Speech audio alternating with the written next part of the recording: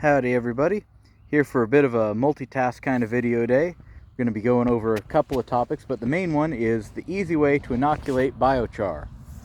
As well as what's the difference between biochar and charcoal. So this is homemade charcoal. There's all sorts of weed seeds and stuff in it. I've made this maybe 2 years back, but if I dig into it, it's just charcoal. The weeds inside of it are leggy. They're okay on nitrogen right now because we've had a lot of thunderstorms, but overall all this is just charcoal. Not a whole lot going on in it. Biochar is when you take charcoal and you introduce some sort of a strong nutrient source into it. Something to wake it up. Something to give it life. There's a lot of ways to do it. Let's cut the video. We're going to go over to one of the first easy ways.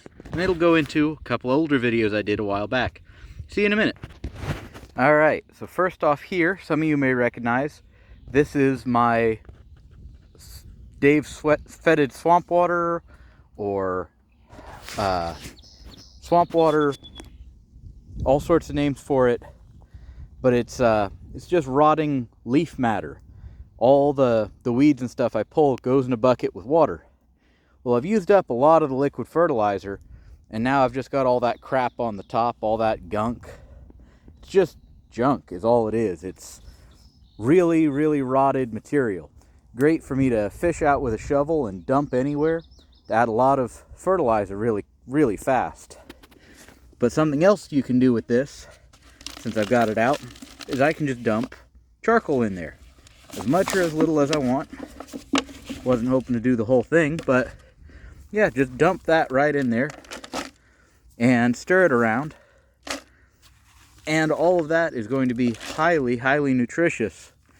Gonna make sure that I don't touch the water in there, because if you do, your hand's gonna stink for forever. But mixing that in there, all that good charcoal will soak up all the nutrients in there, and you can spread it like a compost or bury it, and it will hold a ton of nutrients to feed your plants long term, hold moisture in the soil. Just a really great amendment. So there you go. There's one way to make biochar. Make your fertilizer liquid or your fertilizer solution and mix it in once it's already fermented, or mix it in at the beginning. It doesn't matter as much because it will soak up that nutrients no matter what. Charcoal will absorb nearly anything. You may have heard that charcoal will absorb toxins when you consume it. So if you've been poisoned, eating charcoal can help you. That is true. But it's just the same. I've seen people make the mistake of thinking, well, I'll just add charcoal to everything to take poisons out of my body. It also absorbs all the nutrients from your food. It absorbs everything. So keep that in mind. Charcoal is a great thing to absorb problems. So don't overuse it, but used correctly, it is an awesome thing to add to your soil. So here, I'm going to make a cut. I'm going to work on this in a minute, and we're going to come back and show you some more options. All right, here we are with another option. So you can see I'm not far away from where I showed the last one. But right here we have spoiled food. We got flowers that have wilted. We've got pasta that went bad, spoiled orange, covered in mold, and an egg. Doesn't matter much what it is, just spoiled food scraps. And I've just dumped all this uncharged charcoal down in the hole. I'm going to dump food on top of it and bury it, and it's going to end up a mound with a bunch of nutrients below. I'm going to plant pumpkins on that mound, or squash. They're going to thrive on all that great nutritious food. But when the squash die back, that biochar will be holding tons of food still. And this strip happens to have a blackberry right there. A little further down, it's got a peach. Then right behind me, it's another peach. So even long after those squash are gone, that's going to be a pocket of nutrients that are going to feed these trees for a long, long time. So there's another way of using your biochar. Going to be right back, and I'll show you another option for charging your biochar. All right here's another great option. This is just an Arizona tea jug, but any jug with a wide mouth will do. Fill it up with charcoal, and then fill it with any nutrient-rich solution you like. You technically don't have to stay organic here. If you really wanted to, you could fill this up with Miracle Grow. I wouldn't, but you could, and it would function just fine. But from here, you've just got big chunks of charcoal. You can grind it fine if you prefer. And this makes it easy to disperse wherever you're going. You can pour it all over the ground before you till it up. You can pour it all over the ground before you add wood chips.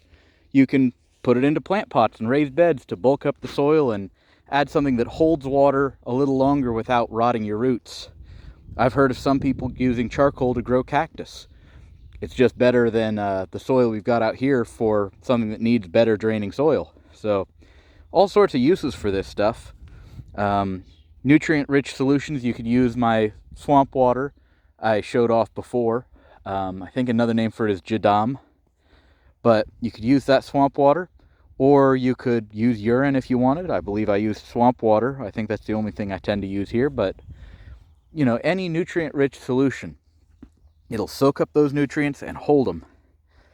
I'm probably going to use this when I pot up a citrus that I'll be keeping as an indoor plant. So there's another option.